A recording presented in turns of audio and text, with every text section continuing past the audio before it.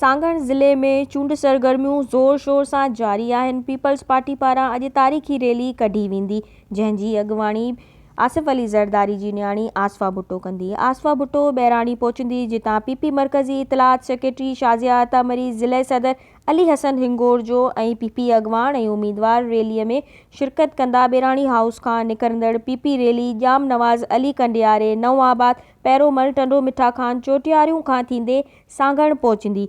इन हवाले रैलीअ जूं तयारियूं मुकमल कयूं वयूं आहिनि। कुछ देर में आसफा भुट्टो बहिराणी पहुचंदी। इन हवाले सिक्योरिटी जा हिफ़ाज़ती इंतज़ाम सख़्त कया विया आहिनि। सांगण शहर पीपल्स पार्टी झंडनि सां सिंगारियो वियो आहे। हिन वॾे अंग में पीपल्स पार्टी जा अॻवान ऐं कारकुन वॾे अंग में गॾु थी विया आहिनि।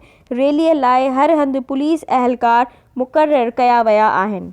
मज़ीद ख़बरनि ऐं तफ़सीलात लाइ विज़िट कयो असांजी वेबसाइट www.awamiNewsHD.com ऐं ॾिसंदा रहो अवामी न्यूज़ HD।